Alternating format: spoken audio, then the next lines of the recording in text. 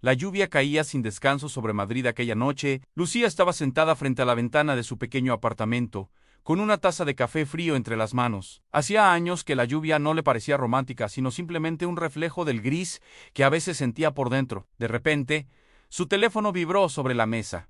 Un zumbido insistente que rompió el silencio. Al principio lo ignoró, pero la vibración continuó, insistente, como una llamada de un mundo al que ya no quería pertenecer. Con un suspiro, lo cogió. En la pantalla un mensaje de un número desconocido. No era desconocido. Era un número que había intentado borrar de su memoria 1000 veces. No puede ser, susurró, y su voz fue apenas un hilo tembloroso en la quietud de la habitación. Era de Álvaro, el hombre que había desaparecido de su vida hacía 7 años. 7 años, 2 meses y 3 días, para ser exactos. Desaparecido sin una sola explicación, como un fantasma que se desvanece al amanecer. El mensaje era corto, casi clínico, pero cada palabra era una daga. Necesito vergi is importante. Mañana, las 7 de la noche, en Café Sol. Lucía apretó los dientes con una fuerza que le dolió en la mandíbula. Después de todo este tiempo, ¿qué quiere ahora? Una oleada de rabia, dolor y una curiosidad que la avergonzaba la invadió por completo. 7 años de noches en vela, preguntándose por qué. 7 años de culparse, de buscar respuestas en el vacío. Y ahora, con un simple mensaje, él pretendía volver a entrar en su vida como si nada. ¿Qué podía ser tan importante después de tanto silencio? Durante un instante, pensó en ignorarlo, en bloquear el número y seguir con su vida. Pero una parte de ella, esa parte herida que nunca sanó del todo, necesitaba saber, necesitaba enfrentarse a la sombra que tanto tiempo la había perseguido. Al día siguiente, el aire en Madrid era denso, cargado con la humedad de la lluvia de la noche anterior. El Café Sol, un lugar que antes había sido testigo de sus risas y sus sueños compartidos, ahora parecía un escenario extraño y hostil. Estaba casi vacío, sumido en una penumbra melancólica. Lucía llegó puntual, con el corazón martillándole en el pecho, y allí estaba él sentado en la misma mesa donde solían sentarse Álvaro. Parecía más delgado, casi demacrado. Unas ojeras profundas marcaban su rostro y su mirada, que antes brillaba con confianza, ahora estaba cargada de una culpa palpable. «Hola, Lucía», dijo él, levantándose con un nerviosismo que no pudo ocultar.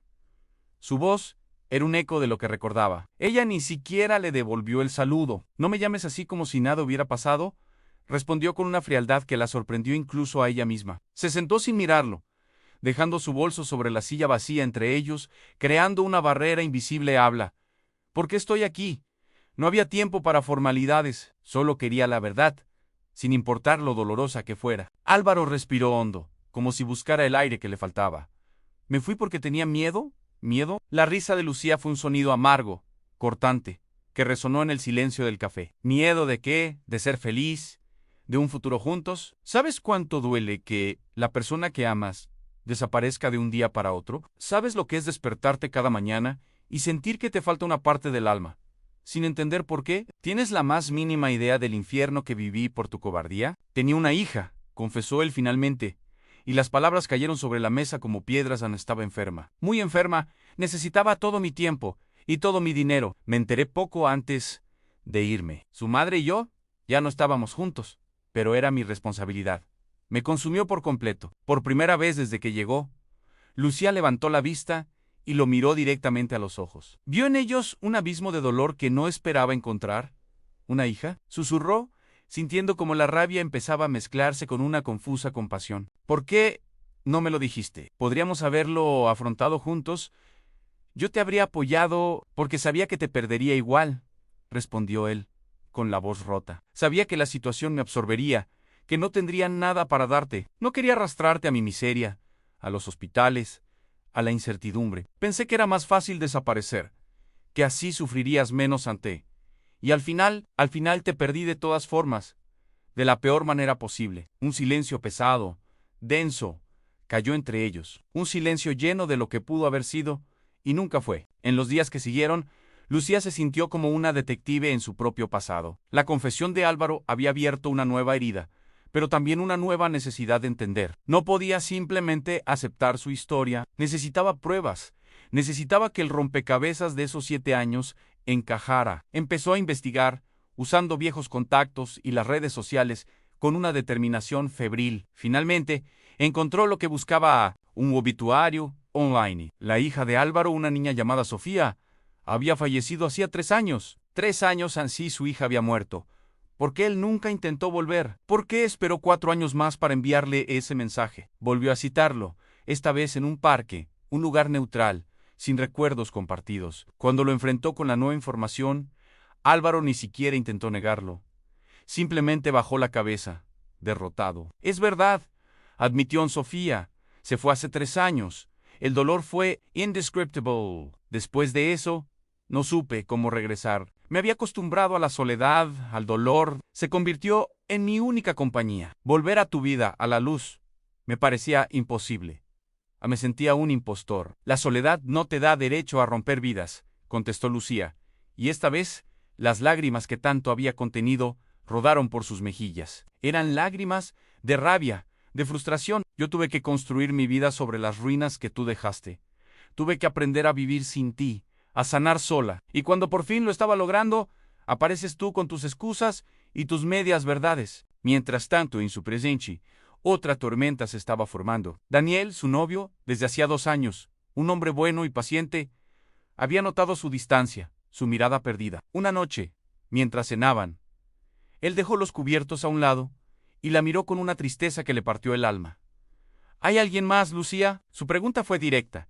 Sin rodeos, ella no pudo mentirle. «Hay alguien del pasado», respondió, con la voz apenas audible. «Y duele más que el presente». Daniel suspiró, un sonido largo y cansado. «Lo entiendo. No puedo competir con un fantasma», dijo, y en su voz había una resignación dolorosa. «Pero tampoco quiero perderte. Dame tiempo para decidir qué hacer, pero por favor, no me dejes en la oscuridad». El último encuentro entre Lucía y Álvaro fue de nuevo en el Café Sol. Era como cerrar un círculo, un doloroso ritual de despedida. Esta vez fue Álvaro quien parecía más sereno. La miró a los ojos sin culpa, solo con una profunda tristeza. «No he vuelto para recuperarte. Lucía, no quiero volver a tu vida», dijo él. Solo quería mirarte a los ojos y pedirte perdón. Perdón por el dolor, por el silencio, por mi cobardía. Lucía lo escuchó en silencio, asimilando cada palabra. «El perdón no borra el dolor», respondió finalmente, con una calma que no sabía que poseía. «Las cicatrices siguen ahí, pero quizás evita que la herida siga creciendo. Ante perdono, Álvaro, no por ti, sino por mí, porque necesito liberarme de este peso para poder seguir adelante». Álvaro esbozó una sonrisa triste, la primera que parecía genuina. «Siempre fuiste la más fuerte de los dos». «No», corrigió ella, mirándolo fijamente. «No era fuerte. Me volví fuerte porque tú te fuiste. Tu ausencia me obligó a encontrar una fuerza que no sabía que tenía». Él asintió lentamente, aceptando sus palabras. Se levantó de la silla, dejó un par de billetes sobre la mesa, y sin decir nada más, se dio la vuelta y se fue. Esta vez, caminó sin mirar atrás. Y esta vez, Lucía no lloró. Se quedó sentado un rato más, observando la calle a través del cristal. Vio su propio reflejo en la ventana, un rostro marcado por la pena, pero también por una nueva determinación. «Las sombras del pasado se quedan», susurró para sí misma, «pero ya no controlan mi luz». Se levantó, cogió su bolso y salió del café, dejando atrás 7 años de preguntas y un fantasma que por fin había encontrado la paz. Caminó hacia el futuro, hacia Daniel, hacia la vida que ella misma había construido. Una vida que ahora le pertenecía por completo.